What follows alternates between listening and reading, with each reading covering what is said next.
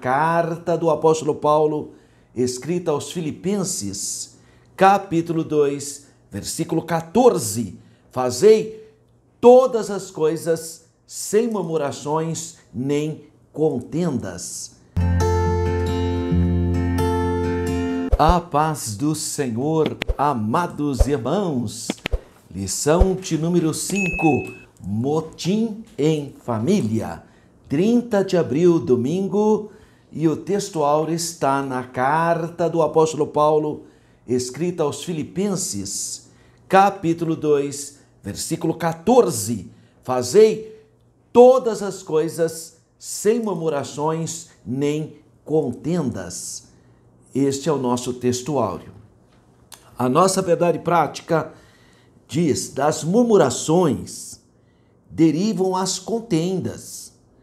Por isso, devemos evitá-las em nossa família. Claro, não é só em nossa família, né, irmãozinho? Em todos os ambientes tem que ser evitado essa atitude e sentimento, essa obra da carne. A leitura bíblica em classe está no livro dos Números, Pentateuco, na Torá, Números capítulo 11, versículos 1 a 7 e capítulo 12, versículos 1 a 8. Então aí está o nosso conteúdo de leitura bíblica de classe. Vamos pensar um pouco nesse texto áureo de Filipenses capítulo 2, versículo 14. Primeira coisa que eu tenho que entender. O capítulo 2 da carta do apóstolo Paulo, ele vai falar sobre humildade.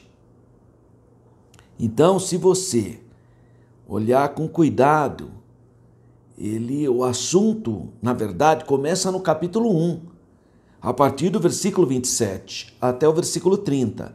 Então, dos versículos 27 a 30, os Filipenses, ele já começa a falar sobre o eixo principal, o assunto principal do texto áureo. E depois, do capítulo 2 até pelo menos o versículo 18, você continua tendo todo o conteúdo desse importantíssimo capítulo. Interessante que a gente usa muito o capítulo 2 de Filipenses para ver a divindade de Jesus, porque ali está expresso a divindade do Senhor Jesus. Mas acontece que tanto o capítulo 1, a partir do versículo 17, a partir do versículo 27, até o capítulo 2, até o versículo de número 18, o assunto, na verdade, é a humildade. Não só humildade, mas ele vai falar aqui: exortação à perseverança, ao amor fraternal, à humildade e à santidade. Então, o assunto, no início do capítulo 2 de Filipenses, ele fala: irmãos, tenhais o mesmo sentimento que houve também em Cristo, que, sendo Deus, não se apegou aos atributos divinos para vencer ao pecado. A sua tradução aqui diz não ter por usurpação, mas a ideia é essa, é que Jesus não se apegou aos seus atributos divinos, mesmo sendo Deus, tendo a natureza divina, ele não se apega a esses atributos, mas ele se esvazia e vence o pecado como homem. Aí mostra humildade, né? Que ele, sendo Deus, não se apegou. Então, aqui é interessante nós entendermos que Paulo condena categoricamente as inclinações que existiam na congregação de Filipos, que era ciúme, descontentamento e facções. Como nós sabemos disso? Basta ler Filipenses capítulo 1, do versículo 15 a 17. Vamos ver o que Paulo fala? Ele diz assim, olha: verdade é que também alguns pregam a Cristo por inveja e porfia, mas outros de boa mente, uns por amor. Sobretudo, fui posto para a defesa do Evangelho. Mas outros, na verdade, anunciam a Cristo por contenção, não puramente, julgando acrescentar aflição às minhas prisões. Então, olha aqui a situação dessas pessoas. Paulo se preocupava diante do fato que, na vida de alguns, a graça divina não estava despertando, não estava potencializando o lado bom das pessoas. Pelo contrário, tinha gente se jactando da sua posição, da sua espiritualidade, etc. Olha, isso aí é sem dúvida potencializar as obras da carne, procurando dominar os outros, exaltando-se a si mesmo e colocando em posições ridículas, com o que ameaçavam a unidade e a harmonia do corpo da igreja. E nesse sentido eles estavam desprezando o amor cristão. Então ele inicia o versículo 14, capítulo 2, da carta aos Filipenses, dizendo: fazei todas, ou fazei tudo. Temos aqui uma declaração geral. Todas as coisas, ou tudo, em sentido particular, pessoal, familiar, é tudo. Em qualquer local, em qualquer contexto. Claro que também tem a ver no contexto público, né? Não só familiar. E aí ele usa um outro termo. Ele vai fazer todas as coisas. Então pensa comigo. Tudo que você faz, tudo, absolutamente tudo, você tem que fazer, mas sem murmuração. Porque, irmão, tem gente que faz, mas murmura. Você pede para ele uma coisa, ele está assim, senhor, na sua frente, né? Mas lá ele fala, você vê, né? O pastor mandou fazer isso de novo. Quer dizer, faz com murmuração. Não pode, é exatamente isso que está sendo combatido nesse contexto. A palavra grega, murmuração, é gogusmos. Gogusmos significa, talvez a palavra aqui poderia ser traduzida por queixume, né? Queixas, murmurações de queixas. Faz as coisas sem prazer, sabe? Fazer as coisas com desgosto, né? Tá fazendo, mas você percebe, ele tá sussurrando descontentamento. Tá fazendo, sabe? Você percebe que ele tá desconfortável, tá murmurando, né? Então a forma verbal dessa palavra, ela literalmente significa murmurar, sussurrar. Sabe? É como gemido de murmuração. Obviamente, Paulo tinha em mente a atitude dos antigos israelitas, né? Ele está lembrando do povo de Israel que sempre murmurava. Meu Deus do céu, Deus usava Moisés para fazer cada milagre extraordinário. Daqui a pouco eles estavam murmurando de novo. Aqueles 40 anos que eles vaguearam no deserto, dificilmente houve alguma coisa feita por Moisés que satisfazesse plenamente aquela população. Queixavam-se constantemente. Claro que eles queixavam, mas só que fazia isso murmurando, né, em segredo. Poucos os que falaram abertamente, porque sabia as consequências, né? Então ficava ali escondidinho, murmurando. Portanto, Paulo denuncia aqui o espírito amargoso. Sabe, a pessoa ácida, eu diria o seguinte, azeda. Sabe, tem gente que ainda não passou pelo impacto da obra de Cristo para melhorar de posição. Fica aquele humor azedo, ácido, descontentamento, secreto, né? E Paulo vai denunciar isso. Essa atitude no seio da igreja só causa problemas, desajustes, confusão. E a gente perde maior tempo para ficar resolvendo isso. Coisinhas pequenas. Não quer fazer, não faz, irmão. Tá tudo bem. Agora faz criando problema, faz criando murmuração, né? Então esse é o tipo de coisa que provoca levante, rebelião. A pessoa faz, mas ela cria um problema, uma rebelião. Paulo, escrevendo aos Coríntios, na primeira carta, capítulo 10, versículo 10, ele diz assim: e não murmureis, como também alguns deles murmuraram e pereceram pelo destruidor. Olha aqui. Olha uma outra citação simétrica. Judas, capítulo 1, versículo 16. Estes são murmuradores, queixosos da sua sorte, andando segundo as suas concupiscências, e a cuja boca diz coisas muito arrogantes, admirando as pessoas por causa do interesse. Olha que coisa triste. E ainda no Evangelho de João, capítulo 6, versículo 41, diz assim: murmuravam, pois, dele os judeus, porque dissera: eu sou o pão que desceu do céu. Então, aqui você vê a mesma ideia da murmuração. Quanto a outros empregos dessa mesma palavra, a gente encontra em outros versículos. Mas, em última análise, as murmurações demonstram uma má atitude, uma atitude contrária à vontade de Deus. É uma inclinação maligna. E a pessoa fraca, ela se alimenta com essas murmurações, ela se rebela. Então, o versículo diz: fazei tudo sem murmuração. E que mais? Sem contendas. Tá vendo? Não é para haver contendas.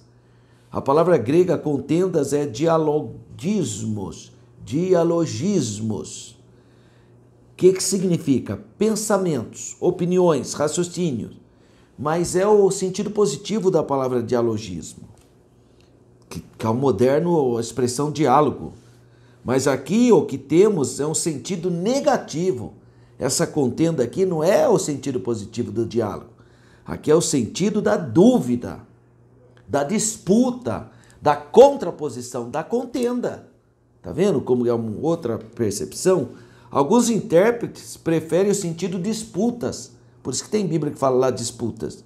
Ao passo que outros acham melhor a ideia dúvidas, não comemoração ou dúvidas, não comemoração ou contendas, não comemoração ou disputas. Alguns veem aqui uma rebelião intelectual contra Deus, óbvio.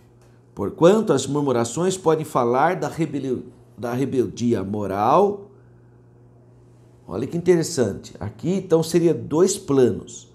As murmurações, elas dão problema na perspectiva moral e as contendas na perspectiva espiritual, porque tem a ver com dúvidas. Coisa séria, hein? Indagações ditadas pelo ceticismo. A fé da pessoa não atinge, em vez dela pedir para Deus mais fé, ela vai murmurar, vai contender. Isso eu não acredito.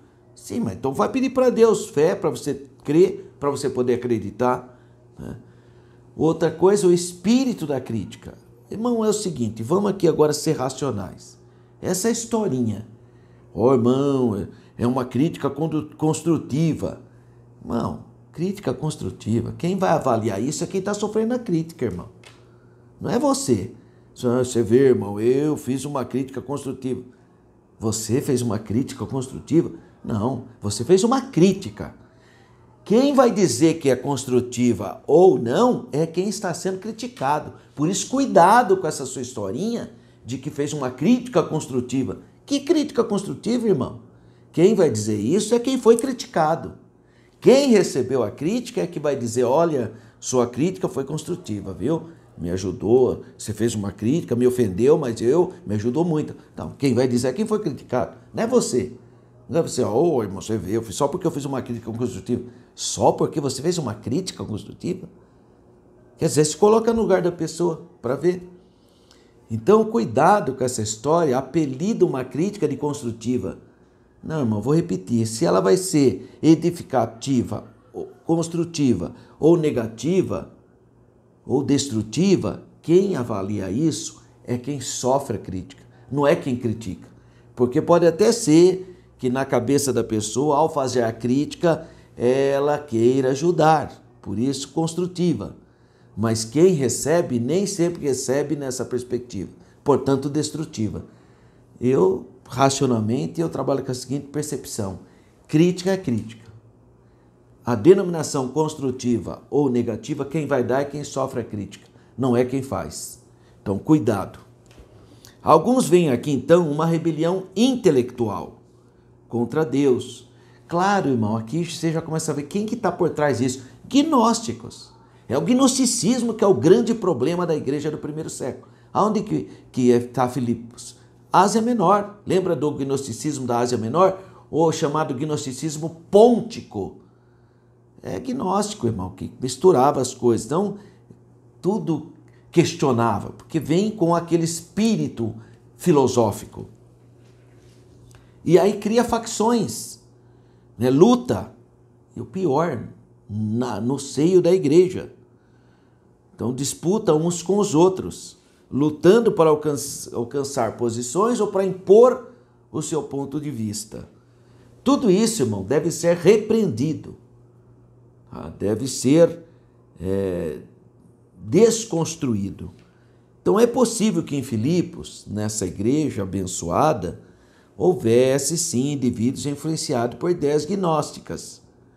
Bastaria isso para criar alguma dúvida e o ceticismo no tocante às diversas doutrinas de Cristo. Os gregos, irmãos, eles tinham uma dificuldade de aceitar a ressurreição. Por quê? Porque toda a filosofia grega está trabalhada, alicerçada no que nós chamamos de história cíclica. Nasce, vive, envelhece, morre, renasce. É a reencarnação. Esse é o pensamento da cultura greco-romana. Aí vem o cristianismo com uma história linear, começo, meio e fim. Isso quebra uma filosofia. Então os filósofos falaram, mas será que Jesus ressuscitou mesmo? Começaram o questionamento. Aí vieram dizendo que ele tinha ressuscitado espiritualmente.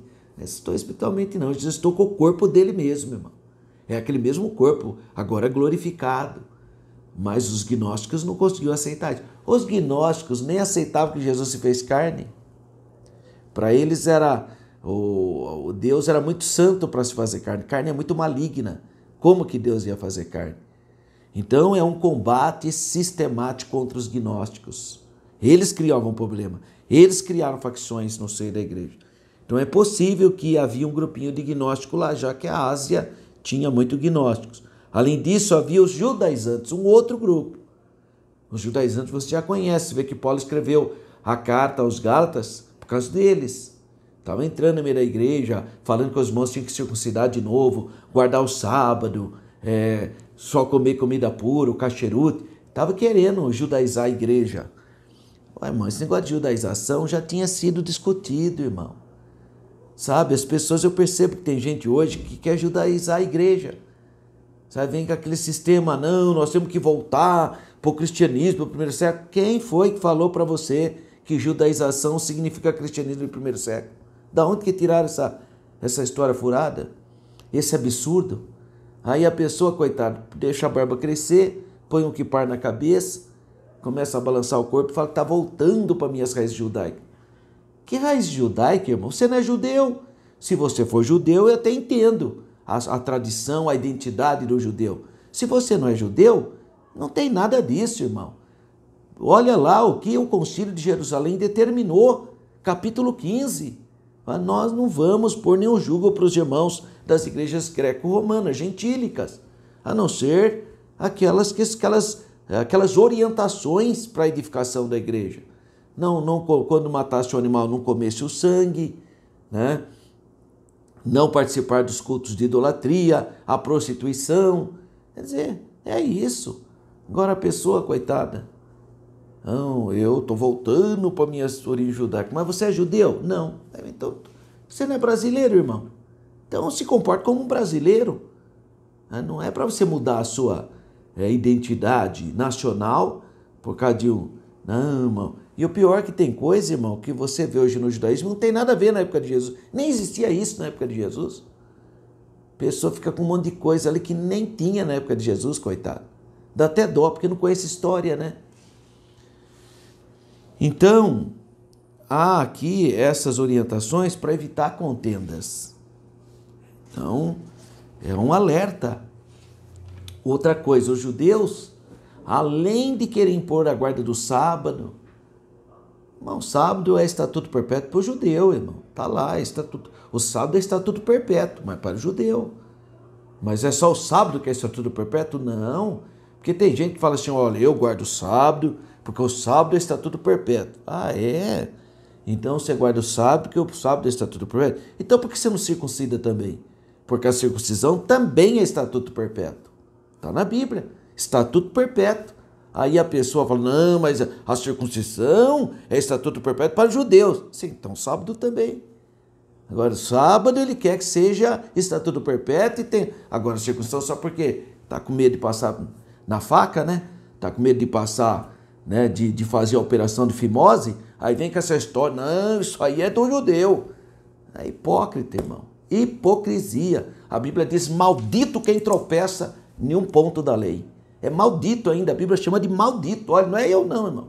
Deus me livre, quem sou eu? Mas a Bíblia chama. Paulo fala, é maldito. A Bíblia diz isso. E agora fica aí querendo, só pega o que dá para fazer? Sabe o que eu percebo, irmão? Parece aqueles irmãos, nós temos uma igreja pentecostal no Brasil, que é a Congregação Cristã no Brasil, que quando você vai falar de dízimo para ela, fala, não, isso aí está na lei, nós estamos na graça, não precisa da dízimo, porque... Ó, começar, irmão, o dízimo não está na lei. Não é da lei. A lei que é do dízimo. Porque o dízimo existia antes da lei. Abraão deu dízimo, Jacó deu dízimo 400 anos antes da lei, depois que veio a lei. Então não é o dízimo que é da lei, é a lei que é do dízimo. É o contrário, né? Então, primeira coisa. Mas o argumento do... Esses dias eu vi, mandaram para mim nas minhas redes sociais, uma irmãzinha da Congregação Cristã do Brasil falando, olha, nós não estamos na lei. Aqui não se dá o dízimo porque nós estamos na graça. Ah, é? Ah, então vocês não dão dízimo porque vocês estão na graça. E por que então você não permite que a mulher pare de usar véu, corte o cabelo e use calça comprida? Não, porque na Bíblia diz que a mulher não pode pôr traje masculino. Mas isso está escrito na lei. Isso está escrito na lei também. Tá vendo, irmão, a hipocrisia dessa gente? Só pega o que ele... Só porque não tem fé para dar o dízimo, então é da lei. Mas então por que as mulheres não podem usar calça comprida, então? Por que as mulheres, então? Qual é o problema? Não, porque a Bíblia diz em Deuteronômio, não porás o homem em traje feminino e nem a mulher traje masculino. Está na lei. Pura lei. Está na Torá isso. Então, irmão, é hipocrisia. Você só pega aquilo... Eu não quero viver minha vida assim, mano. Minha vida no Evangelho tem que ser pautada na palavra de Deus. Eu não posso ser desonesto intelectualmente nem espiritualmente. Eu estou na graça, maravilha. Então viva a plenitude da graça. Vamos lá. O fato de eu estar na graça gera fé para eu produzir fruto, para eu não dar escândalo para ninguém, para eu não ridicularizar ninguém. Isso é a graça. Agora não. Pensa só o que interessa, só o que dá para fazer e põe aquilo como cavalo de batalha. Não, tem que guardar o sábado. O santo sábado porque é estatuto perpétuo. Ah, é? Então circuncide-se também, porque é estatuto perpétuo. Vai lavar o pé dos outros também, porque está escrito lá, instituto perpétuo. Vai comemorar a Páscoa também, porque lá é estatuto perpétuo. Mas é estatuto perpétuo para quem? Para os judeus, não é para você não é judeu. E além do mais, isso é estatuto perpétuo na perspectiva também de identidade do povo judeu. Porque hoje também eles fazendo aquilo não fazendo, irmão, é só identidade. Porque hoje a salvação é pela graça, pelo sacrifício expiatório do Calvário. Agora vem falar para mim que não é dizimista fiel porque está na lei? Então por que você insiste em achar que uma mulher não pode pôr calça comprida, por exemplo? Ah, porque isso aí é traje de homem. Mas está na lei, na mesma lei. Na mesma lei que você está falando que você não dá o dízimo, porque está na lei. No entanto, cumpre coisa da lei a mesma coisa? Que hipocrisia é essa, irmão? Tá vendo como que não tem lógica certos argumentos? São falaciosos. Argumentos falaciosos. Agora, irmão, tudo que se faz sem fé não vale nada. Por outro lado, tudo que se faz com fé, com amor, com dedicação, tem valoração diante de Deus. Quer guardar o sábado? Pode guardar, irmão. Não vale nada. Mas você quer guardar, qual é o problema? Qual é o problema? Não, irmão, eu só vou fazer culto no sábado. Faça. Eu não, irmão, só quero fazer na terça-feira. Faça. Eu só faço na sexta. Faça. Porque todos os dias para Deus não muda nada. Tá vendo onde está a questão? A questão é mais profunda do que esse espírito contentioso. Os judaizantes queriam, irmão, que os gentios vivessem como judeu. Mas o gentio não é judeu. Por que fica impondo uso e costume sobre o outro? Então, é impressionante.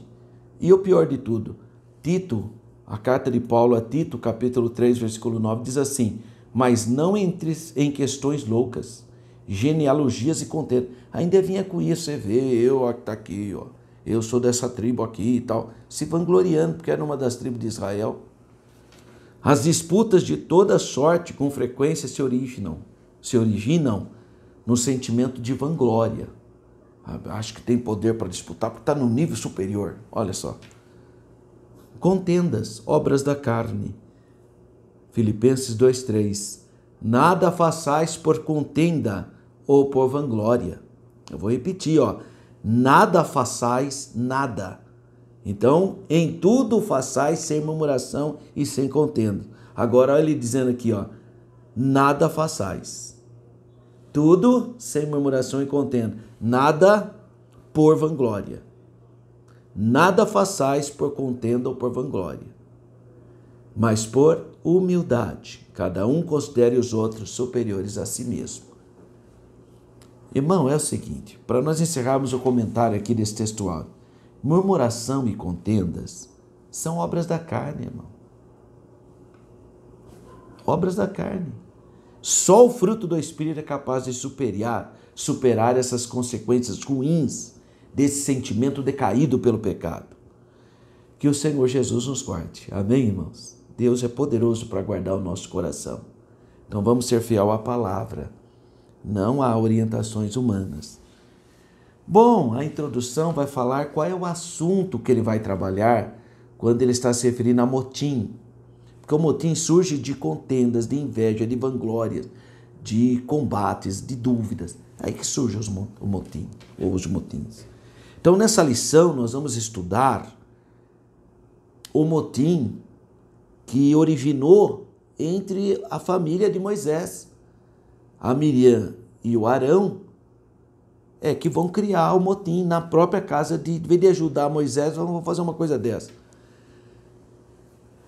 Bom, o motivo, segundo está registrado na Bíblia, foi porque Moisés casou com uma irmã da Etiópia, uma mulher negra. Não sei se tem a ver com racismo ou sei lá o que passou pela cabeça da Miriam e do Arão, mas é que a Bíblia fala claramente que Moisés casou com a mulher cuxita. Bom, também nem sei se Sara já tinha morrido, aliás, nem sei se Zípora, a mulher medianita de Moisés, se ela já tinha morrido, se Moisés estava viúvo, se ela largou dele porque ela ficou revoltadinha com Moisés, porque Moisés fez a circuncisão dos filhos. Ela chamou até Moisés de homem sanguinário, né? Ficou abalada com isso psicologicamente. Não se sabe se ela foi embora com Jetro, que era o pai dela, ou se ela tinha morrido. A Bíblia não dá desse detalhe. O que eu sei, então por isso também não sei dizer se Moisés estava viúvo, se Moisés foi abandonado pela esposa. Eu não sei, irmão. A única coisa que eu sei é que Moisés casou com uma mulher cuxita, vem de Cush, Etiópia, da Etiópia, casou com uma mulher da Etiópia, irmão. Está aqui em Números, capítulo 12, olha o primeiro versículo aqui, ó. E falaram Miriam e Arão, os dois, ó, irmãos, hein? Irmão de sangue, não é irmão de igreja, irmão de sangue mesmo, contra Moisés, Agora quer saber o motivo? Essa aqui, irmão, isso aqui não é o motivo. Isso aqui é você ver como que são as coisas, ó. Depois, ó. Falaram Miriam e Arão contra Moisés por causa da mulher cuxita que tomara, porquanto tinha tomado a mulher cuxita. Não, esse não é o motivo. Essa aqui é uma briga de liderança. As pessoas, irmão, quando quer brigar por liderança, elas inventam outra coisa. Sempre tem um motivo. Por causa daquilo, por causa daquilo. Sempre é uma história. Então inventaram essa. Não tem muito sentido. Todo mundo sabe que todo o Egito, até o corredor sírio-palestino, até a Síria, ali havia uma miscigenação de culturas. Os egípcios também são de pele escura também. E no Egito teve faraós negros no Egito. Então a Núbia, por exemplo, é um reino negro, rico. Né? E o que seria o Sudão hoje? Então a miscigenação naquele corredor sírio-palestino é grande, irmão. Então é estranho achar que é racismo, não acho que é plausível. Não dá nem para entender, mas aí que está. Eles precisavam de um motivo. Então qual foi o motivo? Lá, o Moisés casou com a mulher etíope, o cuxita. Mas não me convence essa ideia, não. Tem coisa ali. Ela queria ser presidente da comunidade. Ela queria ser líder. Ambos. Porque Arão, você percebe que Arão parece que era um pouco mais calmo, né? Parece que Miriam toma posição, parece que é a mulher mais líder, né? Bom, nós vamos discutir esse assunto, a sedição dentro da própria família. Primeiro, então, a influência negativa da murmuração. Bom, como é que nasce o motim? A palavra motim refere-se a atos explícitos de desobediências. É uma reação negativa. É obra da carne, irmão. Então, você tem uma regra estabelecida, a pessoa se levanta contra aquilo. Lá no livro, então, de Números, capítulos 11 e 12 é que está essa história. Nesses capítulos há uma descrição de murmurações que culminaram na rebelião familiar contra Moisés. Bom, então, 1.2. A primeira queixa. Israel havia saído da região do Sinai e havia ido para uma região que tinha alguns víveres. De repente, depois de andarem para além do Sinai, depararam-se com o deserto, porque aquela região é deserta, tem alguns oásis, tá? Tem alguns oásis só, mas é uma região deserta. Bom, e de repente eles se viram no meio do deserto, aí começaram a reclamar que não havia... Por que Moisés levou eles? Por um acaso não tinha cemitério no Egito? Aí que simplicidade, né? Aí começam a falar, se a gente soubesse, era melhor a gente ter ficado no Egito. Em outras palavras, tinha se arrependido. Tinha se arrependido. Aquela murmuração não só entristeceu Moisés, mas Deus que tinha tirado. Não foi Moisés que tirou o povo do Egito, irmão. Foi Deus. Moisés foi instrumento de Deus, né? Por isso, Deus tinha operado juízo contra o Egito, destruindo pelas pragas o Egito. Agora, Deus também vai operar tremendas obras. Olha só Números, capítulo 11, versículo 1 em diante. E aconteceu que, queixando-se o povo, era mal aos olhos do Senhor, porque o Senhor ouviu-o e a sua ira se acendeu. E o fogo do Senhor ardeu entre eles, e consumiu os que estavam na última parte do arraial. Então o povo clamou a Moisés, e Moisés orou ao Senhor, e o fogo apagou, pelo que chamou aquele lugar Taberá, porquanto o fogo do Senhor se acendera contra eles. Por quê? Por que o fogo acendeu contra eles? E aconteceu que, queixando-se o povo, em outras palavras, que está falando queixando, murmurando o povo, irmão. Aí Deus ficou irado aqui, é o que diz aqui a Bíblia. 1.3, vamos para a segunda queixa deles. Então foi a primeira queixa, que é o deserto. Após experimentar o fogo do juízo de Deus no lugar chamado Taberá, o povo começou a murmurar aí contra o maná, porque enjoaram de comer pão do céu. Aí começaram a falar, no Egito tinha mamão, melão, cebola, tinha tilápia do Nilo, né? Aquela tilápia bonita do Nilo, tinha as aves aquáticas que eles se alimentavam, né? Patos do Nilo. Então eles começaram a pensar nisso, comer esse pãozinho aqui, tanta coisa boa no Egito. Interessante que eles não lembravam que eles eram escravos no Egito, né? Engraçado, né, irmão? Não lembrava mais que apanhava, que vivia uma vida de humilhação.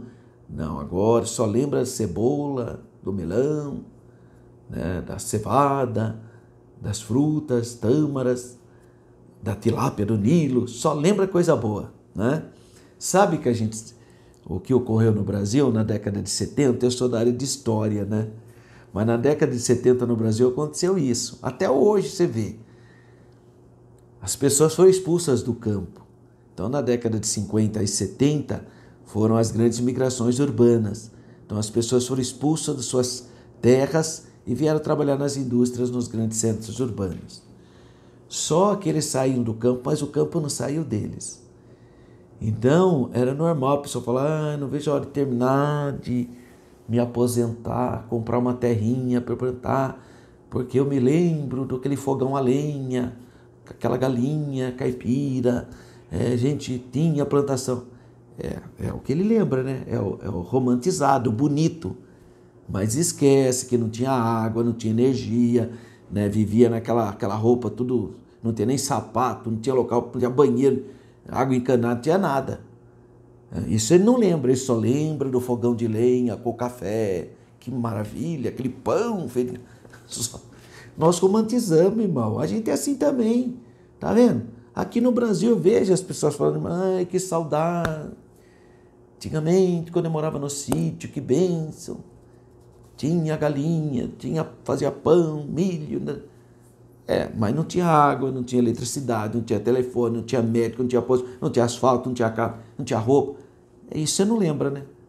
Só lembra do café, no bule, lá no fogo a lenha. Olha que lindo. Nós também somos assim, irmão.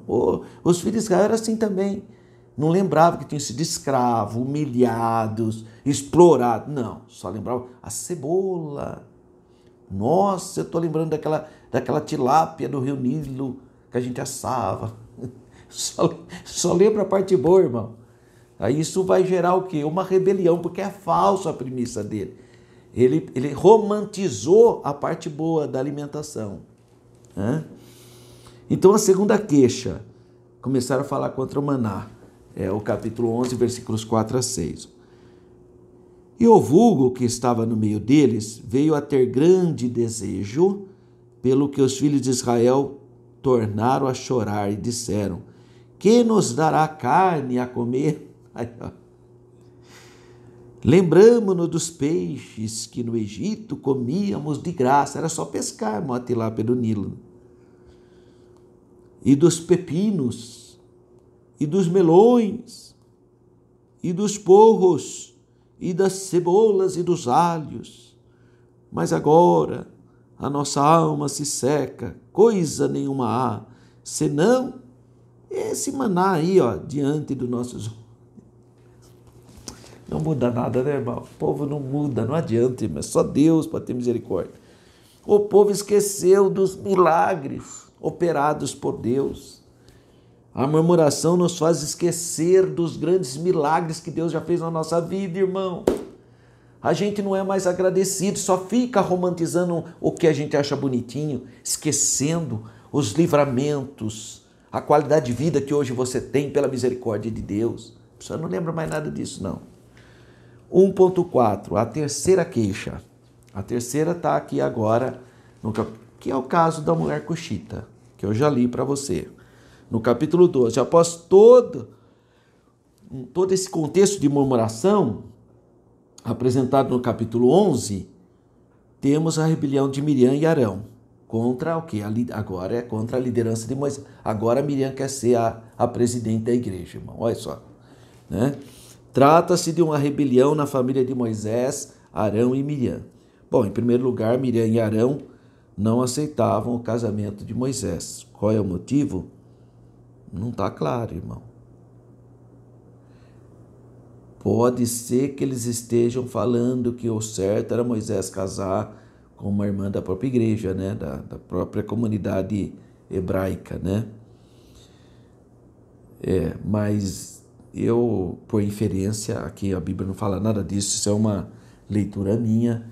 Essa irmã que Moisés casou, essa etíope, ela era etíope, mas ela era temente a Deus, né? Não era uma mulher atrapalhada, né? Então isso é uma inferência, claro. Quem é, irmão? Os cuxitas. Vem de Cuxi. Lembra que o Noé teve 3 filhos. Shem, Ham e Afet. O Sem, que é o Sem nosso, da onde vieram o próprio Moisés, é descendente de Sem, da onde vem Abraão. Então, essa era a linha dele. Agora, Cã, ou Cão, ele gerou a Mizraim, a Put, a Cuxi e a Lud, e a Canaã. Então, o Cuxi, onde vem essa mulher cuxita, eles eram descendentes de Cão, era camita. E Moisés eram semitas, descendente de Sem. Pode ser que tenha sido alguma coisa nessa, essa resistência de aceitar. Talvez olharam os camitas como alguém desprezível. Não sabemos dizer. Porém, o certo é que essa murmuração foi longe. Por serem mais velhos que Moisés, né? Porque Miriam e Arão eram mais velhos, eles queriam ser a liderança do povo de Deus. Então aqui foi uma inveja dentro da própria casa de Moisés. Bom, para nós sintetizarmos tudo que a gente falou, os episódios de murmuração estão na origem do motim produzido pelos irmãos de Moisés. 2. O motivo da rebelião de Miriam e Arão. Inveja, irmão, claro, por isso que eu estou falando. Foi por causa da mulher cuxita. Sim, em outra palavra, inveja. A gente precisa entender, identificar o problema. Porque, irmão, antigamente, eu já falei isso para vocês. Antigamente a pessoa chega, você vê, fiquei fraco na fé, não estou indo mais na igreja. Mas por quê? Mas é porque eu tive uma fraquezinha e comprei uma televisão. Antigamente, irmão. Mas não era isso não, irmão. Pode, se você fosse investigar a vida do camarada lá, você ia ver que tinha outra coisa muito mais grave. Mas era feio falar, né? Então falava, né? A televisão. Você vê, né? Então, sempre inventava uma coisa. Sempre inventava.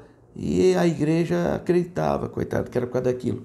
Assim também. A mulher coxita. Por trás, inveja. O pecado de inveja. Então, os dois alimentaram a ideia de que a liderança de Israel teria de ser compartilhada com eles. Miriam era uma profetisa, é verdade. E Arão, o sumo sacerdote, é verdade. Por isso eles julgaram, eu sou profeta do Senhor, eu sou sumo sacerdote. Então eles acharam que poderiam ter direito também de liderar o povo. Ora, o papel deles era de cooperar na liderança, eram cooperadores de Moisés. Tem gente, irmão, que é difícil lidar com certas pessoas. Ele não se contenta em ser um cooperador. Então, Deus deu dom, a pessoa tem até talento, mas não quer cooperar não. A não ser se der o cargo da vice-presidente para ele. A não ser se der o cargo de primeiro não sei o que lá. A não ser se der o cargo. Quer dizer, não quer cooperar para a obra de Deus. Ele está usando, às vezes, um dom, um talento que Deus deu para ele para se ascender. Isso é muito feio. Eles tinham um papel definido. E os questionamentos são muito estranhos. Em Números capítulo 12, versículo 2, olha só o questionamento, irmão. E disseram, porventura falou o Senhor somente por Moisés? não falou também por nós? E o Senhor estava ouvindo tudo. Sim, ela era profetisa, Deus falava por ela. Então olha que interessante. Miriam, como profetisa, levava a palavra de Deus para o povo. Arão, como sumo sacerdote, levava a palavra do povo para Deus. Estão entendendo? Miriam, a palavra de Deus para o povo. Arão, a palavra do povo para Deus. Então, de fato, por que Deus só fala por Moisés? Não fala por nós também? Uma inveja instalou-se no coração da Miriam e do Arão, levando-os a um sentimento corrosivo, porque isso, a inveja faz isso mesmo. A inveja dos irmãos de José quase mataram ele, né? Quando a inveja se instala no centro da família, as consequências são trágicas.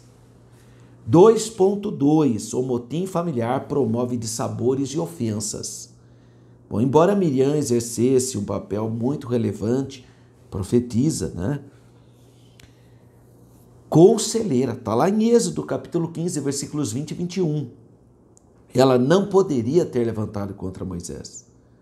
O mesmo caso de Arão, embora ele fosse o sumo sacerdote, ele não poderia ter deixado que esse sentimento maligno gestasse no coração deles. Infelizmente, essa atitude de Miriam e de Arão influenciou o povo. E aí que está o problema. Não fica restrito à pessoa. Vaza e vai contaminar o povo. Devemos, portanto, lembrar de que um dos segredos para manter a família é do respeito mútuo entre os familiares e o diálogo. Se a Miriam tivesse conversar com Moisés, as coisas não seriam desse jeito, irmão. Até porque a Bíblia diz que Moisés era um homem muito manso, né? Muito acolhedor. Então, resuminho desse segundo tópico, a inveja de Arão e de Miriam obteve severo tratamento de Deus, porque Deus estava ouvindo, o Senhor os ouvia. Último tópico, terceiro, Moisés, um homem manso e humilde. 3.1, o mais manso que havia na terra, é o testemunho da Bíblia. Números 12:3, diz assim, a Bíblia declara que Moisés era um homem mais manso que havia sobre a terra. E era o varão Moisés muito manso, mais do que todos os homens que havia sobre a terra. É o testemunho das Escrituras, né? E o que Jesus disse em Mateus 5,5? Bem-aventurados os mansos, é abençoados os mansos. Em Mateus 5,9, bem-aventurados os pacificadores. Então essas atitudes enfatizadas pelo Senhor Jesus estavam presentes na liderança de Moisés. Então Moisés era um líder, mas que tinha elementos e tinha dons de pacificar. Então ele pacificava na mentalidade humana para o mundo pagão, para a obra da carne. Ser manso está associado à fraqueza e à covardia. Mas isso é um ensino bíblico. Ser manso significa que você tem domínio próprio, que você tem controle sobre as situações. Essa mansidão é uma qualidade do fruto do Espírito, conforme Gálatas 5:23. Moisés teve essa serenidade para agir frente às situações críticas, mesmo sabendo da murmuração e da sedição de Miriam e Arão contra a sua liderança. Ele não teve atitude vingativa, ele não se vinga. Pelo contrário, ele vai orar a Deus ainda por ele, vai interceder, porque Moisés tinha segurança da sua liderança. Muitas pessoas são inseguras. Qualquer coisa, às vezes nem significa isso, às vezes só qualquer coisa que a pessoa interpreta que é alguma coisa contra a liderança e já quer matar, se vingar, porque há pessoas inseguras que agem assim. 3.2, o fardo de uma liderança. Bom, no capítulo 11 de Números, após a segunda queixa do povo, Moisés desabafou a Deus. Vamos ler? Olha só, capítulo 11, versículos 11 a 15. Olha só. E disse Moisés ao Senhor: por que fizeste mal a teu servo? E por que não achei graça aos teus olhos, que puseste sobre mim a carga de todo esse povo? concebi eu, porventura, todo esse povo? Gerei eu, para que me disseste que o levasse ao colo, como o aio leva o que cria, a terra que juraste a seus pais? Donde teria eu carne para dar a todo esse povo? Porventura contra mim choram, dizendo, dá-nos carne a comer. Eu sozinho não posso levar a todo esse povo, porque muito pesado é para mim. Se assim fazes comigo, mata-me, eu te peço. Se tenho achado graça aos teus olhos, e não me deixas ver o meu mal. Olha que situação que Moisés ficou. Por causa dessa rebelião. É o fardo, né? O peso. Isso ocorre, irmão. Todos nós somos assim. Chega a certos momentos, é tanta pressão, que aí você fala, meu Deus, será que vale a pena? Muita gente precipitadamente entrega a liderança da igreja, liderança do estilo de oração, liderança do coral. Entrega, sabe por quê? Precipitadamente. Não é a vontade de Deus. Mas é que a pessoa está estressada, cansada. E depois, coitado, nunca mais se recupera. Porque não era o tempo de Deus. 3.3, a punição de Miriam e Arão. Isso é muito triste. Muito triste. A rebelião provocada pela inveja da Miriam e do Arão contra a liderança de Moisés, irmão, provocou a ira de Deus. Por isso eles foram convocados. Está lá, Números 12, versículo 4. Eles foram convocados por Deus, ó. E logo o Senhor disse a Moisés e a Arão e a Miriam, vós três, saí à tenda da congregação, e saíram os três, irmão. Olha que situação. E o Senhor desceu na coluna de nuvem, numa demonstração da presença dele, e falou diretamente com os dois revoltosos, mostrando-lhes a sua soberania divina. Então o Senhor desceu na coluna da nuvem e o pôs à porta da tenda. Depois chamou Arão e Miriam e lhes saíram ambos. E disse Deus, ouvi agora as minhas palavras. Se entre vós houver profeta, eu, o Senhor, em visão a ele me farei conhecer, ou em sonhos falarei com ele. Não é assim com o meu servo Moisés, que é fiel em toda a minha casa. Boca a boca falo com ele, e de vista, e não por figuras, pois ele vê a semelhança do Senhor.